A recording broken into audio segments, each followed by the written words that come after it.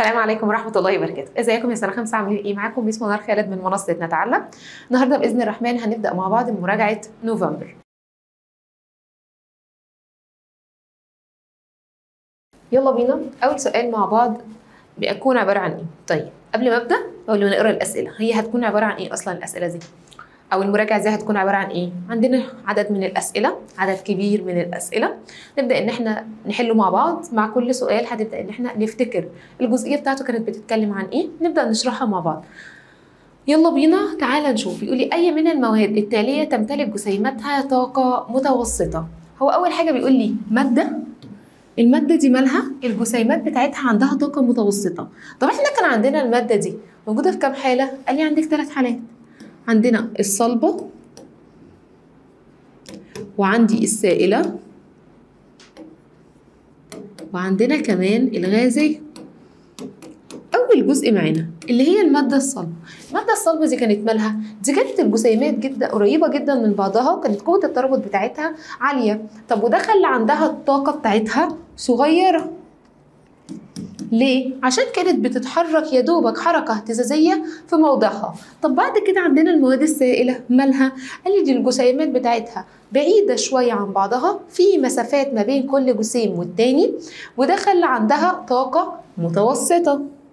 طب يا ميس الحركة بتاعتها عندها حرية حركة أكبر من المادة الصلبة. طب في الآخر خالص المادة الغازية، قال لك المادة الغازية دي مفيش أي قوة ترابط ما بين كل جسيم والتاني، جسيمات متباعدة جدا عن بعضها، المسافات كبيرة، عندها حرية تامة في الحركة، ده خلى بسبب إن كان عندها طاقة كبيرة جدا.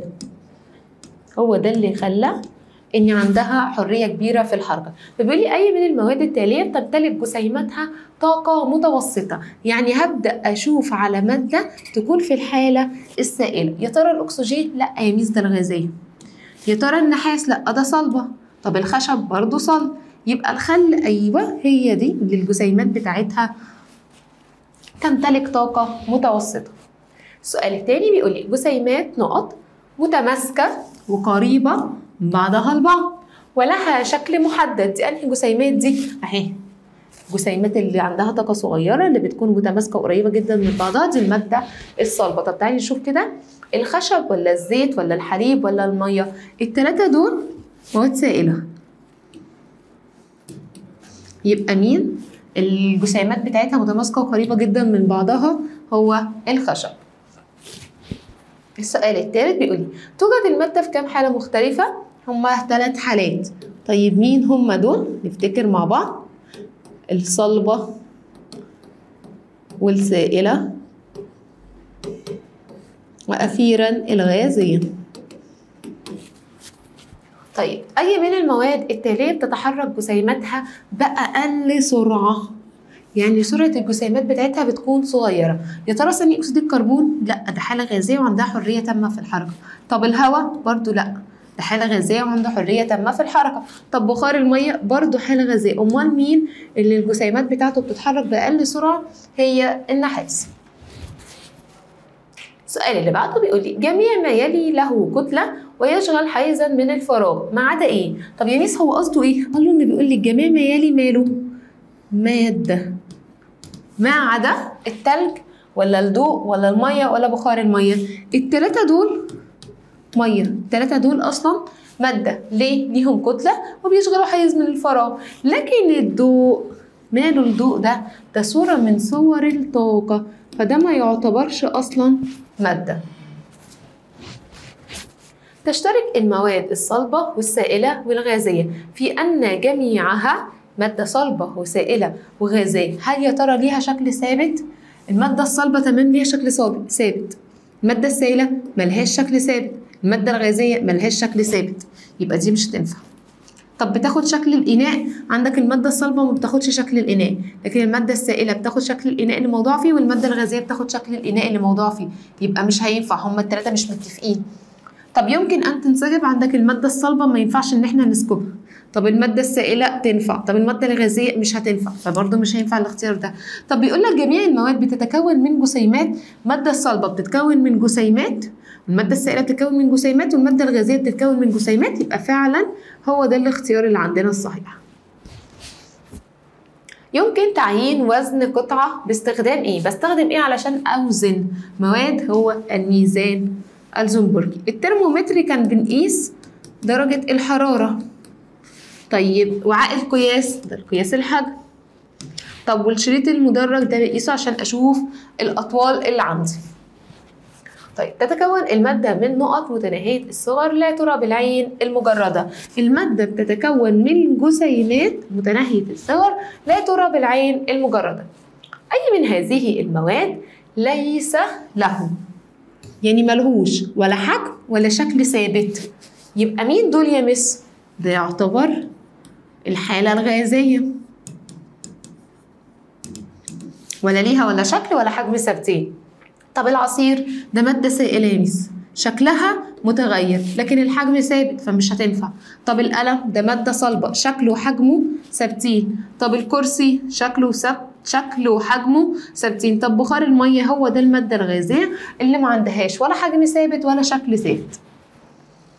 من أمثلة المواد الصلبة الزيت ولا اللبن ولا الهواء ولا مكعبات التلج؟ مكعبات التلج هي دي الحالة الصلبة اللي عندنا. يمكنك قياس طول صديقك باستخدام ايه؟ ترمومتر ولا شريط القياس ولا الميزان الزنبركي ولا المجهر الالكتروني؟ عايزه اقيس طول، يبقى قياس الاطوال هو شريط القياس. طب الترمومتر لسه قايلينه درجه حراره. طب الميزان الزنبركي ده الوزن. طب المجهر الالكتروني رؤيه الاجسام التي لا يمكن رؤيتها بالعين المجرده. أي مما يلي ليس من خصائص المادة السائلة. حاجة من دي ما تعتبرش من الخصائص بتاعة المادة السائلة. يمكن سكبها؟ لا دي من الخصائص بتاعتها عادي. الحجم بتاعها متغير ولا بتاخد شكل الإناء؟ يا ميس بتاخد شكل الإناء. طب بتاخد حيز من الفراغ؟ أيوه عشان هي تعتبر مادة. يبقى حجمها متغير؟ لا يا ميس ده شكلها اللي متغير لكن الحجم بتاعها ثابت غير متغير. عند تبريد الماء فإن جسيماته لما تمسك المية وتبردها. يعني إيه يا مس؟ لما تمسك المية وتبردها يعني مثلا تحولها لتلج. بيقول لك بقى شكل الجسيمات اللي عندك دي مالها؟ يا ترى بتتحرك ببطء ولا بتنتشر في الفراغ ولا بتزداد طاقة حركتها ولا بتتباعد عن بعضها؟ هي ولا هتزيد طاقة حركتها ولا هتتباعد عن بعضها. ليه؟ عشان الحالتين دول بيحصلوا لما بعمل اكتساب طاقة، فدول مش هينفع. طب يا ترى هتنتشر في الفراغ؟ لا عشان دي برضو محتاجه طاقه فهتبدا ان هي تطلع زي شبه البخار ومش هي الحاله دي. طب لما ببرد الميه بتتحرك ببطء؟ ايوه. طب تعالى بقى نفهم ليه بتتحرك الجسيمات عندك ببطء. انا عندي الميه دي موجوده في الحاله السائله. الحاله السائله الجسيمات بتاعتها عندها الحركه بتاعتها متوسطه. ايه اللي بيحصل لما بتتحول لتلج؟ بتبدا ان الجسيمات دي تقرب من بعضها، يعني هتاخد حركة اهتزازية في موضعها، يعني الجسيمات اللي عندك هتبدأ ان هي تتحرك ببطء. فهمنا ليه اخترنا الاختيار ده؟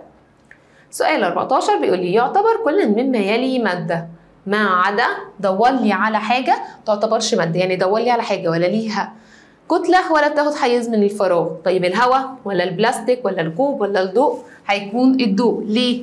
عشان ده صورة من صور الطاقة. أول ما تلاقي الضوء أو الصوت اعرف على طول إن هما مش مادة. أمال دول إيه؟ دول صورة من صور الطاقة، يعني ولا ليهم كتلة ولا بياخدوا حيز من الفراغ. تساعدنا نقعد على فهم كيفية عمل الأشياء. اللي بتساعدنا على عمل الأشياء نفهم إيه اللي إزاي بتحصل هي النماذج. الأكسجين المعبأ في أسطوانات ده يعتبر مادة إيه؟ هو الأكسجين عموما ده بيسألك على الأكسجين ولا بيسألك على الأسطوانة؟ لا بيسألني على الأكسجين اللي جوه الأسطوانة، يبقى ده يعتبر مادة غازية. حركة الجسيمات في الحالة السائلة نقط من حركتها في الحالة الصلبة. حركة الجسيمات في الحالة السائلة والحالة الصلبة. أنا عندي الحالة السائلة أهي والحالة الصلبة. حركة الجسيمات في السائلة بتكون أكبر وأسرع من حركة الجسيمات في الحالة الصلبة. طيب عند وضع الماء السائل على النار. عند وضع الماء السائل على النار فإن سرعة جسيماته اللي بتحصل. الماء السائل أهو حطيته على النار يعني هترتفع درجة الحرارة، يعني هيتحول إلى بخار. سرعة الجسيمات بتاعت البخار بقى إيه اللي هيحصل لها؟ هتزداد طبعا. الله ينور. يستخدم نقط في قياس درجة حرارة كمية من المية. قياس درجات الحرارة عموما لسه قايلينه هو الترمومتر. جسيمات المادة في الحالة نقط تحافظ على تماسكها في حالة الحركة والاهتزاز. بتحافظ على تماسكها؟ يا مس، يعني بتفضل متماسكة مترابطة؟ يعني قوة التجاذب كبيرة؟ أيوة برضه. طيب ده في أنهي حالة؟ ده في الحالة الصلبة. تشترك الحالة السائلة والحالة الغازية في أن لهما نقط متغير. الحالة السائلة والحالة الغازية مين اللي عندهم متغير؟ الحجم ولا الشكل؟ لا يا ميس، ده حجمهم ثابت، يبقى شكلهم هو اللي متغير. بيحصل ايه؟ بياخدوا شكل الإناء الذي توضع فيه. يعتبر انتشار رائحة الطعام أثناء الطهي من خصائص الحالة نقط للمادة. بيسألك على ايه؟ رائحة الطعام. طب رائحة الطعام دي جات لي منين؟ دي جات من البخار اللي طلع من الحلة اللي ماما كانت بتطبخها في المطبخ، بدأت إن هي تنتشر الرائحة دي وتطلع لك في أوضتك وأنت قاعد كده بتذاكر. الريحة اللي انتشرت دي، البخار اللي انتشر وطلع لك ده موجود في الحالة أنهي؟ برافو عليك، الغازية. تكون جسيمات الحديد نقط جدا من بعضها البعض، متقاربة ولا متباعدة؟ طب هعرف ازاي؟ عندك حديد صح؟ طب الحديد ده ماله؟ ده مادة صلبة يا مس. طب المادة الصلبة الجسيمات بتاعتها بتكون مالها؟ متقاربة من بعضها. اللبن له شكل ثابت مهما اختلف شكل الإناء الذي يوضع فيه. ده خلي بالك، اللبن ده موجود في الحالة السائلة، ماله؟ بيقول لك ده بياخد ليه شكل ثابت، يعني الشكل بتاعه ما بيتغيرش. غلط طبعا يا مس. ليه؟ عشان الإناء ياخد شكل الإناء اللبن ياخد شكل الإناء الذي يوضع فيه، أو المادة السائلة عموما بتاخد شكل الإناء الذي توضع فيه. يمكن ضغط كل من بخار المية والأكسجين، يعني بيقول لك المواد الغازية يمكن ضغطها. إجابة صحيحة. طاقة جسيمات المادة في الحالة السائلة أكبر من طاقة جسيمات المادة في الحالة الصلبة. أيوة يا ميس، برضه عندنا الطاقة بتاعت الجسيمات بتاعت الحالة السائلة تكون أكبر، ده بيخليها إن هي تتحرك بسرعة أكبر من المادة الصلبة. جسيمات المادة الغازية بتهتز في مكانها ولا تتحرك. ركز كده تاني، بيقول لك إيه؟ المادة الغازية يعني زي البخار، زي الأكسجين، زي الهواء، كل الحاجات الغازية دي بيقول لك مالها؟ بتهتز في مكانها وما بتتحركش. يا ميس مش اللي بتهتز في مكانها وما بتتحركش دي المادة الصلبة؟ يعني هو قصدك السؤال ده غلط؟ أيوه طبعا هيكون إجابة خاطئة، برافو عليكم.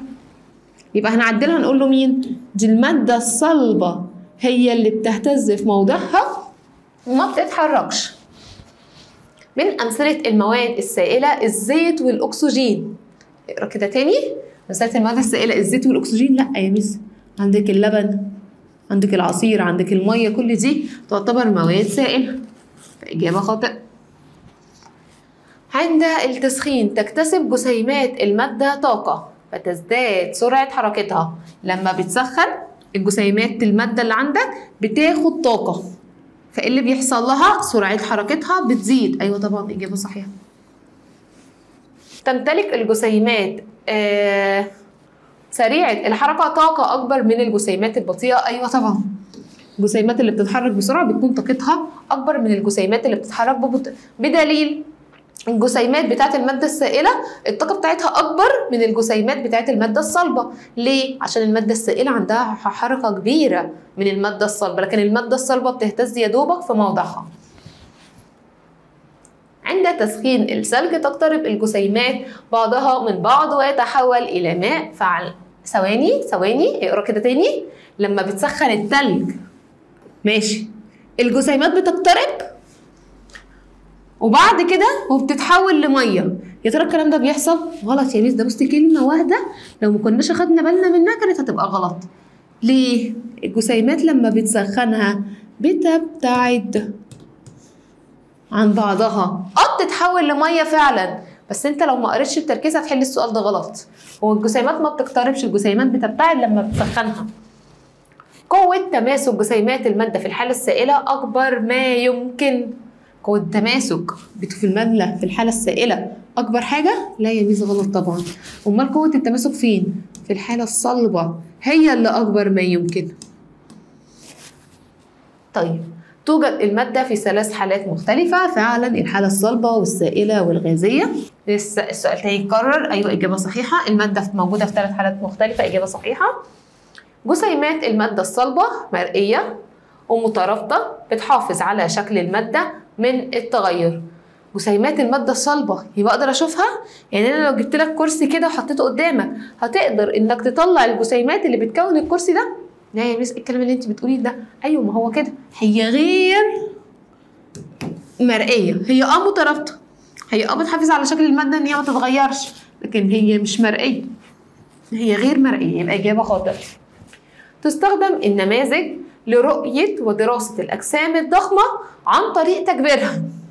خلي بالنا، أجسام ضخمة، عندك مثلا نموذج المجموعة الشمسية، ماله ده نموذج كبير قوي يا ميس. طب احنا شايفينه كله؟ لا. طب احنا موجودين فين؟ على كوكب الأرض. أنا عايز أشوف ال8 كواكب والشمس.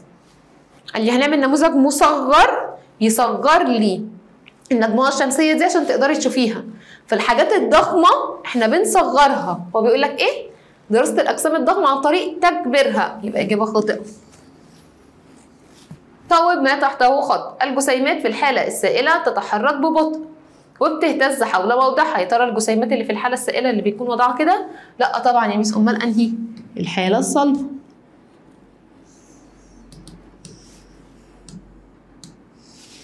طيب البخار المتصاعد من غلاية المياه الموضوعة على الموجب مثال للمادة في الحالة الصلبة. البخار ده مثال للحالة الصلبة، غلط طبعا، أمال الحالة إيه؟ هنصحح الصلبة دي وتبقى الغازية. جسيمات المادة في الحالة الغازية بتكون متماسكة، غلط طبعا، دي بتكون متباعدة عن بعضها. يمكن استخدام العين المجردة لرؤية الجسيمات المادة المنفردة. عشان أشوف جسيمات المادة هستخدم إيه؟ المجهر الإلكتروني أو الميكروسكوب.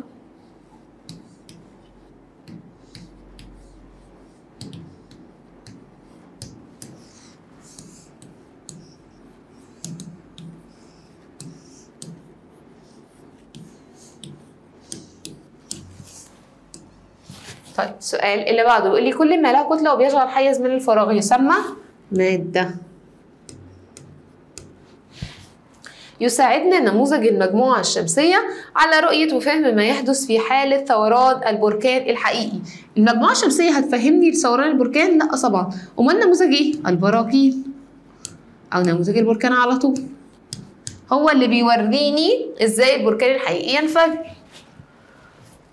تتحرك جسيمات الشاي الساخن بسرعة أقل من جسيمات العصير الطازج. أنا عندك الجسيمات الشاي الساخن ده عنده طاقة كبيرة، فبالتالي هتكون عنده طاقة أعلى، فبالتالي سرعته هتتحرك بسرعة أعلى من العصير الطازج. يعني ده سائل وده سائل، بس درجة الحرارة لما بتزيد بتخلي الجسيمات تتحرك بسرعة أكبر عشان الطاقة عندها بتكون أكبر. ده شاي ساخن لكن ده عصير طازج. يمكن سكب المادة الصلبة في كوب زجاجي. لا يا ميس مش المادة الصلبة، امال المادة الأنهي؟ السائلة، هي دي اللي بقدر إن أنا أسكب. تتقارب جسيمات المادة بعضها من بعض وتترتب بشكل منتظم. ده في أنهي حالة؟ الحالة الصلبة يا ميس، هي اللي الجسيمات بتاعتها بتكون متقاربة جدا من بعضها. طيب يعتبر الزيت مثالا للمادة في الحالة السائلة. اللي بيجاوب معايا برافو عليه، أنا سامعاه. يستخدم الميزان الزنبركي في قياس الوزن أو في قياس وزن المادة على طول. تتكون المادة من وحدات متناهية الصغر تعرف بالجسيمات، برافو.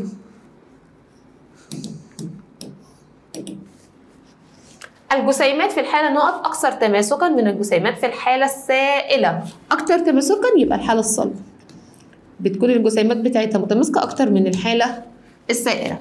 يستخدم نقط في قياس درجة حرارة الشاي في الكوب. عندي الترمومتر بستخدمه لقياس درجات الحرارة.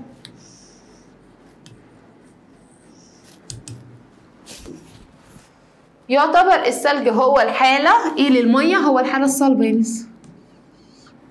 هما نفس المادة لكن في حالات مختلفة. عند تسخين اللبن اللي بيحصل لسرعة حركة الجسيمات بتزداد سرعة حركة الجسيمات بتاعته. اكتب المصطلح العلمي. كل ما له كتلة وبيشغل حيز من الفراغ. ده تعريف مين؟ ده تعريف المادة. وحدة بناء أي مادة هي الجسيمات.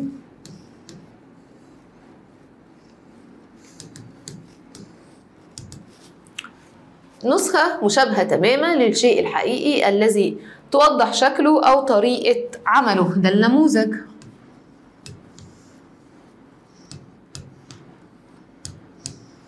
طيب، حالة من حالات المادة جسيماتها غير متماسكة وبتتحرك بسرعة كبيرة. الجسيمات بتاعتها غير متماسكة وعندها سرعة كبيرة جدا في الحركة. هي دي الحالة الغازية. طب يا ميس ما ينفعش نقول هنا الحالة السائلة؟ لأ. طيب ليه؟ عشان ما أذكرلكش الحالة الصلبة. يعني إيه؟ يعني ما قالكش الجسيمات بتاعتها أقل تماسكا من الحالة الصلبة. لو قالها لك كده يبقى دي الحالة السائلة وشارط عليك إنك تقول له الحالة السائلة. لكن لو قالك الجسيمات عموما غير متماسكة، يعني ما فيش أي قوة تماسك أو ترابط ما بين الجسيمات وما بينها وبين بعضها، وقالك كمان عندها سرعة كبيرة، يبقى دي عندها حرية تامة في الحركة، يبقى دي على طول الحالة الغازية. طيب، مادة ليها حجم ثابت وبتاخد شكل الإناء الحيوي لها. خلي بالنا حجمها ثابت وبتاخد شكل الإناء. يا ميس احنا عندنا اتنين بياخدوا شكل الإناء، السائلة والغازية. طيب ماشي، ركزي لي كده في أول جملة. هو قال لك إيه؟ حجمها ثابت. الغازية حجمها ثابت؟ لا. يبقى فاضل لنا مين؟ المادة السائلة. لو ركزت في السؤال هتطلع الإجابة صح. طيب، ما المقصود بالمادة الصلبة؟ هي المادة التي لها ايه؟ شكل وحجم ثابتين. يبقى لها شكل ثابت وحجم ثابت.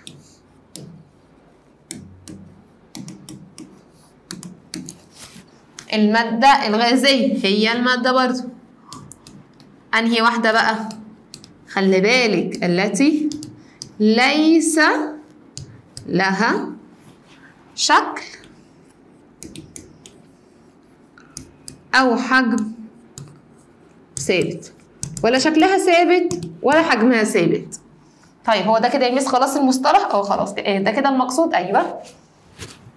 ماذا يحدث عند وضع مادة في حيز بتشغله مادة أخرى؟ إيه اللي هيحصل لما تجيب مادة وتحطها مكان مادة تانية بس هي مشغول مكانها؟ قالك لا، مش هيحصل حاجة. لا يحدث شيء. طيب ليه بقى يا ميس؟ علشان أو لأن لا يمكن لمادتين أن يشغلا نفس الحيز. لكل مادة حيز خاص بيها. ما ينفعش مادتين ياخدوا نفس الحيز أو نفس المكان. ماذا يحدث عند سكب كمية من الماء في كوب؟ تأخذ الماء شكل الكوب الموضوع فيه.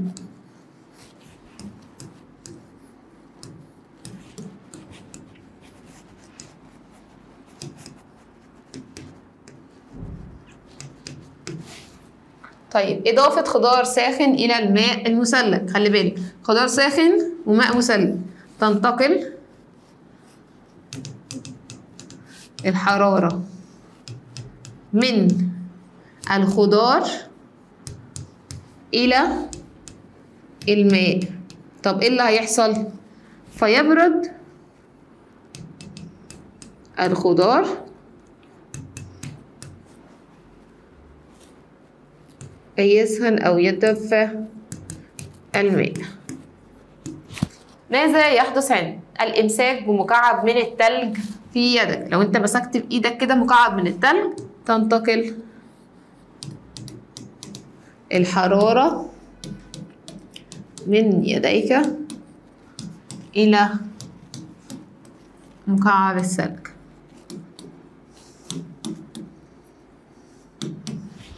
طيب، ماذا يحدث عند تعرض قليل من الماء لحرارة شمس لمدة طويلة؟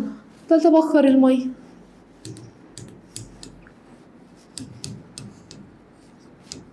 عندك المية دي لو هتتعرض لحرارة الشمس لوقت كبير هتبدأ إن هي تتحول للحالة الغازية وتبدأ إن هي تتبخر. الضغط على بالون إيه اللي هيحصل لما تضغط على بالون بالنسبة لإيه؟ ركز في السؤال، قالك بالنسبة للمسافات اللي موجودة ما بين الجسيمات هتبدأ تتقارب الجسيمات من بعضها. شوف هو عايز إيه اللي هيحصل بالنسبة لإيه؟ يا ترى قالك الجسيمات ولا قالك لحجم البالون؟ هتبدأ إن الجسيمات تتقارب من بعضها. طب يا ميس لو ما قاليش من الجسيمات امال هيقول لك ايه؟ لو قال لي من حجم البالون، ايه اللي هيحصل لحجم البالون لما تضغط عليه؟ هيبدا حجم البالون يقل. فهنشوف نقرا السؤال ونشوف هو قال لي من حيث ايه. هنا قال لي من حيث المسافات، يبقى الجسيمات هتبدا ان هي تتقارب من بعضها. طيب علل لما ياتي. الاكسجين ماده غازيه. ليه الاكسجين ماده غازيه؟ لانه ليس له شكل ثابت أو حجم ثابت، عشان كده هو يعتبر مادة غازية. طيب النحاس مادة صلبة لأن له شكل ثابت ومحدد وحجم ثابت. لا يتغير حجم العصير عند نقله من إناء لآخر. هو قال لك مين اللي ما اتغيرش؟ حجم العصير. طب العصير ده ماله؟ هقول له أول حاجة لأن العصير مادة إيه بقى؟ موجودة في أنهي حالة؟ برافو عليكم، مادة سائلة. طب المادة السائلة دي تتميز بإيه؟ حجمها ثابت لا يتغير. امال ايه اللي بيتغير؟ الشكل يا ميس. الله ينور، برافو عليكم. تتحرك جسيمات الهواء بسرعة كبيرة عشان الهواء ده مادة غازية، أو المادة الغازية عندها سرعة، عندها طاقة كبيرة جدا والجسيمات متباعدة، فده اللي خلاها تتحرك بسرعة كبيرة. طب ليه الصوت ليس مادة؟ عشان الصوت ده ماله؟ ده صورة من صور الطاقة يا ميس. بس كده؟ لا، هنقول له هو أول حاجة هو صورة من صور الطاقة، زائد هو ليس له ولا حاجتين ولا ليه كتلة ولا ليه حيز من الفراغ.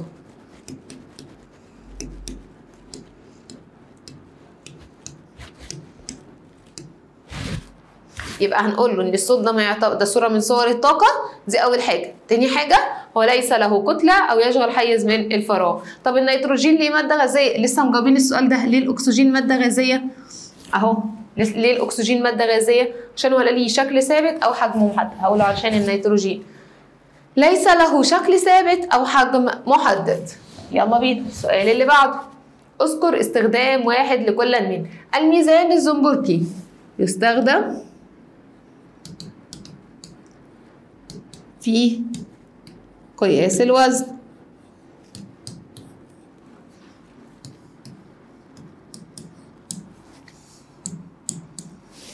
طيب عندنا مثلا شريط القياس يستخدم في قياس الطول.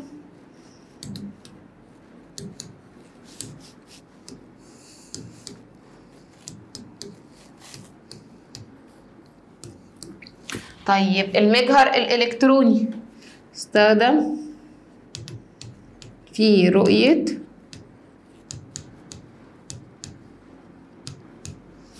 الجسيمات متناهية الصغر.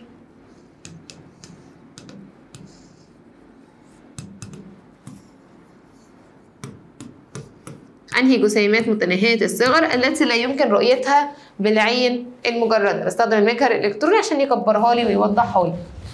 طيب الترمومتر يستخدم في قياس درجة الحرارة. طيب النماذج لرؤية الأشياء التي عندنا اخر حاجه النماذج، بستخدمها لرؤيه الاشياء اللي بيصعب عليا رؤيتها. يعني مثلا عندك الفيروسات، عندك المجموعه الشمسيه، عندك الكواكب، عندك مثلا ايه نموذج الكره الارضيه، عندنا كمان مين. كل النماذج دي انا مش عارفه اشوفها، فهبدا ان انا اصمم حاجه صغيره ليها كده تبدا ان هي توريني الجسيمات الكبيره، او اجسام صغيره وجسيمات صغيره مش قادره ان انا اشوفها زي الفيروسات او طريقه عملها. هبدا ان انا اكبرها واجيب نموذج ليها مكبر يوضح لي تركيبها ايه او بتعمل ايه الفيروسات دي. طيب السؤال اللي بعديه بيقول لي قارن بين كل مما يلي: المواد السائله والمواد الغازيه من حيث طاقه الجسيمات. عندي الطاقه بتاعت المواد السائله بتكون اكبر من طاقه الماده الصلبه.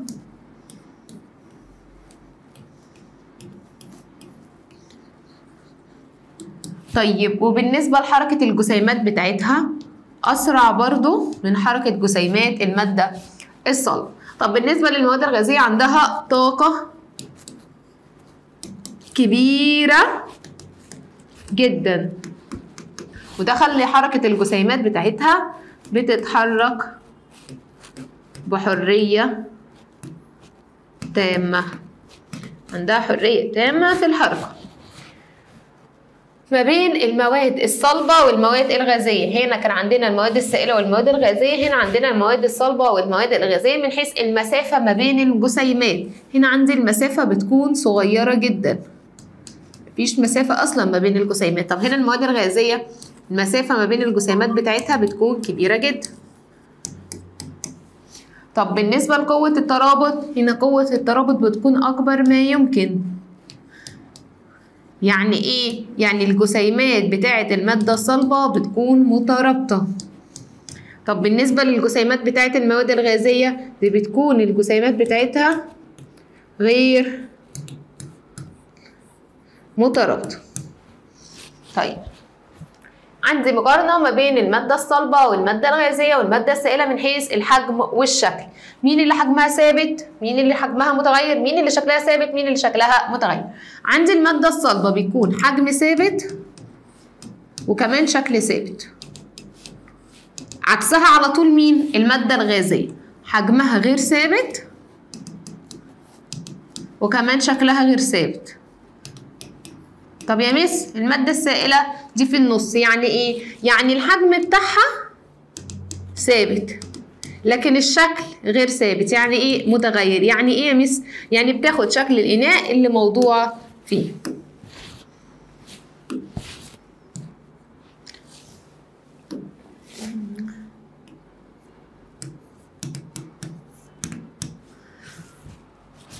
لاحظ ثم أجب. عندك ترابيزة وعندك كوباية مية وعندنا حلة محطوطة على نار، خلي بالك، وبيسألك على المادة اللي طالعة فوق هنا، وعندنا مكعبات من التلج. يقول لي أي المواد في الأشكال السابقة ليها شكل متغير وحجم ثابت. يعني بيسأل على مادة سائلة، يعني بيسأل على الشكل مائي. أي المواد في الأشكال السابقة بتمتلك جسيماتها طاقة أكبر، يعني بيسأل على حالة غازية هي دي اللي عندها أكبر طاقة. هتبقى مين؟ هيبقى الشكل ج اللي هو البخار المية اللي طالع. طيب إيه وجه التشابه ما بين المواد في الشكلين ب وج؟ حالة سائلة وحالة غازية. عايز يعرف إيه التشابه ما بينهم؟ إن هما الاتنين الحجم بتاعهم ثابت ولكن الشكل بتاعهم أسفة يا شباب. نركز كده إن الشكل بتاعهم متغير، يعني غير ثابت.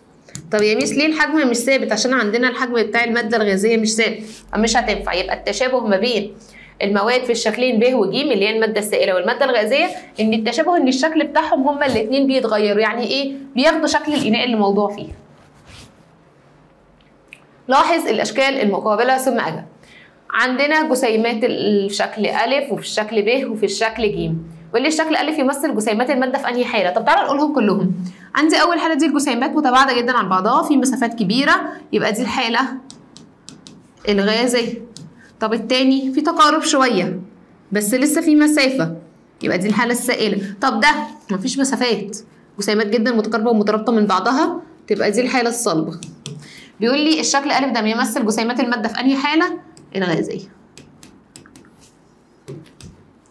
طيب السؤال اللي بعده، أي الأشكال يمثل جسيمات المادة التي تهتز حول موضعها؟ يعني بيسأل على جسيمات المادة الصلبة دي فين؟ ده اللي هو هيكون شكل ج، هو ده.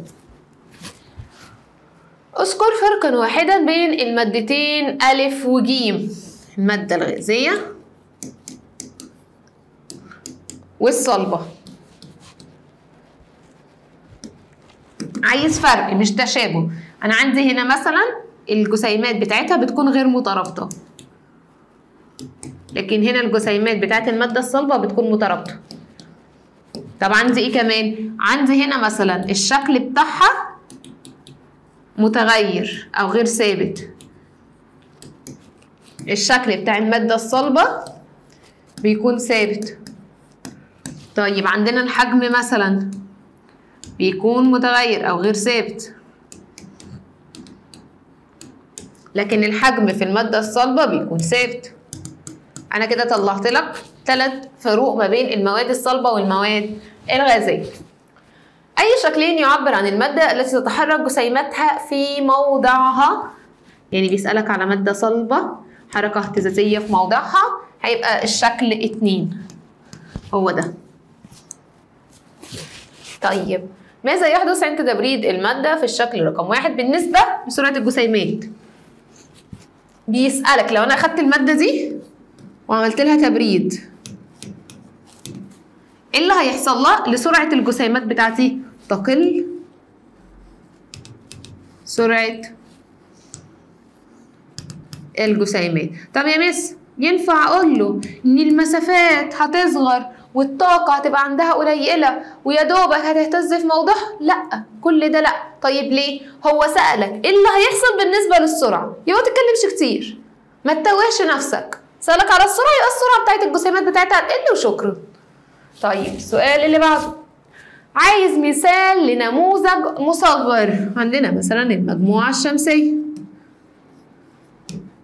ده مثال لمصغر. يعني ايه؟ يعني هي المجموعة الشمسية دي كبيرة وانا هصغرها عشان اقدر ان انا اشوفها. طيب نموذج مكبر، عندنا الفيروسات.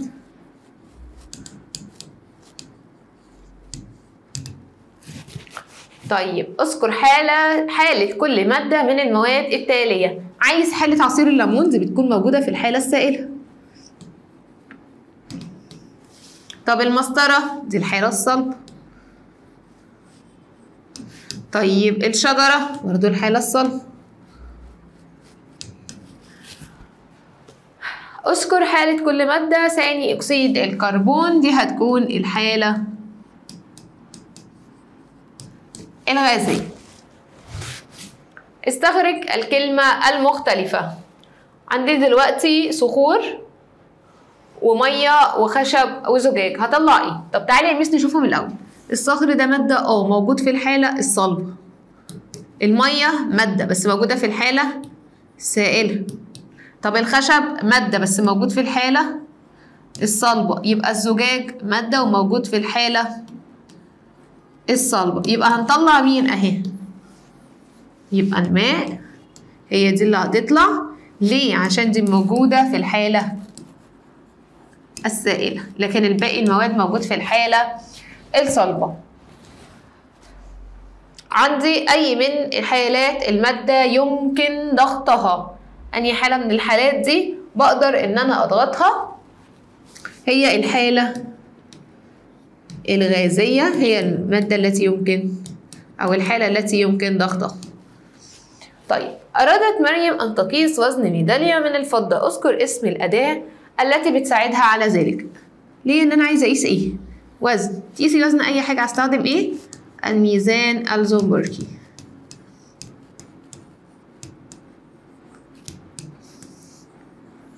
طيب آخر سؤال معانا بيقول لي عرف المادة. مين هي المادة؟ هي كل ما له حاجتين. مين هما؟ برافو عليكم. كتلة وتشغل حيزا، تاخد حيزا من الفراغ.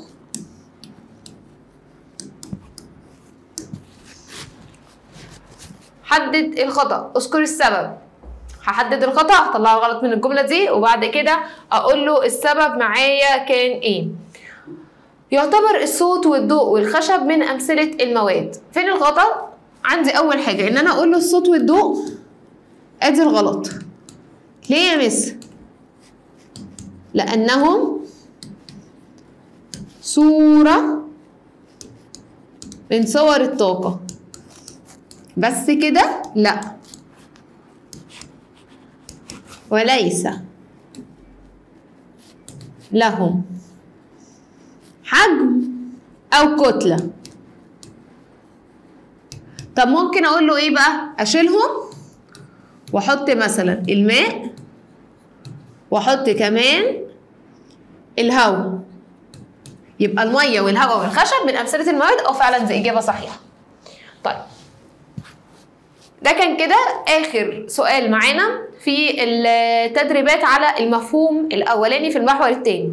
خلي بالنا من حاجه، ان احنا كان عندنا مراجعه نوفمبر جزئين، تدريبات مفهوم ثالث وتدريبات مفهوم اول محور ثاني. احنا كده خلصنا اول جزء فيه اللي هي تدريبات المفهوم الاول في المحور الثاني. متنساش تكمل المراجعه، هينزل لك تدريبات المفهوم الثالث. رقم ميس منار خالد، والسلام عليكم ورحمه الله وبركاته.